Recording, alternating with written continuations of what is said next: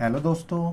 आज मैं आपको इस वीडियो में बताने वाला हूँ कैश डिपॉजिट के बारे में। जी हाँ दोस्तों, आप सेविंग बैंक अकाउंट में कैश डिपॉजिट कितना कर सकते हो, कितनी लिमिट है। तो यहाँ पे स्क्रीन पे आप देख सकते हो cash deposit limit in saving account as per income tax act 2025। तो इसके बारे में क्या अपडेट है, सारी चीज़ें इस वीडियो में हम समझेंगे पॉइंट वाइज कि आप कितना कैश डिपॉजिट कर सकते हो पूरे साल में एंड मैक्सिमम लिमिट कितनी है। तो फर्स्ट पॉइंट देख सकते हो cash deposit limit in saving account and second आप देख सकते हो saving account transaction limit per day में कितनी सेविंग अकाउंट में लिमिट ट्रांजैक्शन कर सकते हो। पैन कार्ड की कब कब रिक्वायरमेंट पड़ती है आपके कैश के ट्रांजैक्शन के लिए।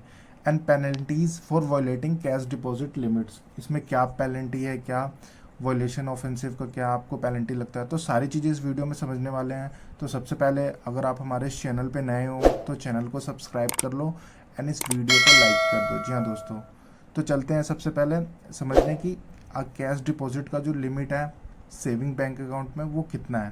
पहला आप यहाँ पे देख सकते हो कैश, ये स्क्रीन पे जैसा कि आप देख सकते हो cash deposit limit in saving account as per income tax act 2025 updates.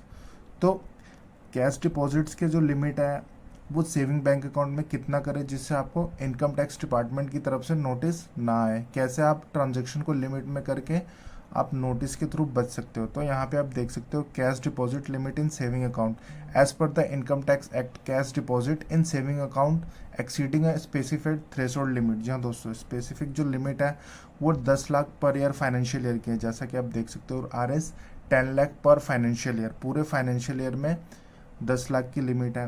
And यहाँ पे देख सकते हो रिपोर्टिंग अथॉरिटी कौन सी होती है। Banks are required to report cash deposit exceed the limit to the income tax department under the annual information return. जो बैंक AIR फाइल करती है इनकम टैक्स डिपार्टमेंट को रिपोर्ट करती है कि कैश का ट्रांजैक्शन किस SSC ने ये किया है। जी हाँ दोस्तों, ये हो गया कि आपका कैश का डिपॉजिट कितना। तो पूरे साल में जो है वो 10 लाख की लिमिट है।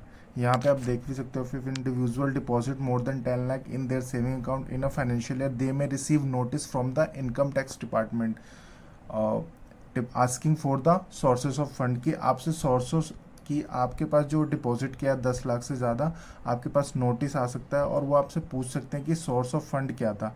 सेकंड देख सकते हो saving account limit per day transaction कितनी है। जी हाँ दोस्तों, और सेविंग अकाउंट ट्रांजैक्शन की पर डे की जो लिमिट है आप यहाँ पे देख सकते हो। Saving account transaction limit per day, the daily limit for cash deposit in a saving account ₹2 lakh per transaction per person and per day. This limit is set by Reserve Bank of India. जी हाँ दोस्तों, जो पर person per day जो transaction है saving account में cash को deposit करने का वो 2 लाख है और ये जो लिमिट है रिजर्व बैंक ऑफ इंडिया के द्वारा सेट किया गया है। जी हाँ दोस्तों, एंड उसके बाद नेक्स्ट पॉइंट आता है कि पैन कार्ड की आपकी रिक्वायरमेंट कब होती है। PAN requirement for cash deposit, जहाँ यहाँ पे आप देख सकते हो PAN requirement for cash deposit to ensure transparency and traceability the government mandates PAN submission for certain cash deposit. Government ने इस कुछ केसेस में मैंडेट कर रखा है कि आपने पैन डिटेल देना ही देना है। Single deposit, cash deposit exceeding 50,000 in single transaction require PAN detail. जी हाँ दोस्तों, अगर सिंगल ट्रांजेक्शन में आप करते हैं 50,000 से ज़्यादा का ट्रांजेक्शन है तो उस केस में आपको पैन नंबर सबमिशन करना पड़ेगा। Cumulative deposit, if cash deposit exceed 10 lakh in a financial year across all bank accounts PAN submission is mandatory. जी हाँ दोस्तों, अगर आपका सारा बैंक किसी किसी डिफरेंट बैंक्स में अकाउंट है तो पूरे होल फाइनेंशियल ईयर में अगर 10 लाख से ज़्यादा का ट्रांजैक्शन करते हो तो उस केस में भी आपको देना पड़ेगा। Penalties for violating cash deposit limit. जी हाँ दोस्तों, यहाँ पे आप देख सकते हो कि पेनल्टीज़ क्या है, इसके वायलेशन के क्या आपको रूल्स है। यहाँ पे देख सकते हो if cash deposit exceed the prescribed limit without proper documentation the income tax can initiate the following actions। यहाँ पे इनकम टैक्स के द्वारा फॉलोइंग एक्शंस इनिशिएट किए जा सकते हैं, जैसा कि आप देख सकते हो यहाँ पे स्क्रूटनी, द डिपॉजिटर में receive income tax notice under section 142 subsection 1 and penalties क्या क्या है यहाँ पे आप देख सकते हो अंडर सेक्शन 271D है। Penalty equal to deposit amount may be impose if source of fund is unexplained. जी हाँ दोस्तों, कि अगर आपने उस पैसे को एक्सप्लेन नहीं किया, वो अनएक्सप्लेन्ड है, तो deposit amount may be impose if the source of amount is unexplained, कि वो पूरा आपका पेनल्टीज लग जाएगा जितना भी पैसा आपके पास इनसे अनएक्सप्लेन्ड में पाया जाएगा।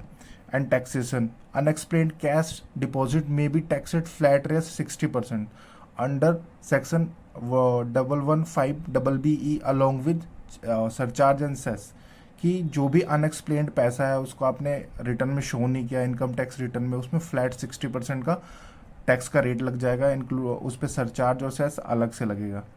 तो आप यहाँ पे देख सकते हो कि how to avoid income tax notices for cash deposit, आप अवॉइड कैसे कर सकते हो कैश डिपॉजिट के नोटिसेस को। To avoid tax notices and penalty following this best practices, maintain proper records, keep invoice receipt and bank statement to explain the source of cash deposit. आपको documentation proper रखनी पड़ेगी, receipts रखने पड़ेंगे कि आपके पास वो पैसा कहाँ से आया। Use digital payments, refer digital payments, high value payments to reduce cash deposit. File income tax return, आप रिटर्न फाइल करें, टाइम पे फाइल करें, एक्यूरेट रिटर्न फाइल करें, जो भी आपकी इनकम्स है सारी इनकम्स को आप डिस्क्लोज करें including cash income and non cash income. Declare business income, if you run business declare all cash receipt as a your income. जी हाँ दोस्तों, तो ये सारे पॉइंट्स थे, मैंने आपको बताया कि कैसे आपको कैश के ट्रांजेक्शन का लेन देन करना है, उसकी लिमिट्स कितनी है, उसको कैसे अवॉइड किया जा सकता है ट्रांजेक्शन को। थैंक यू दोस्तों।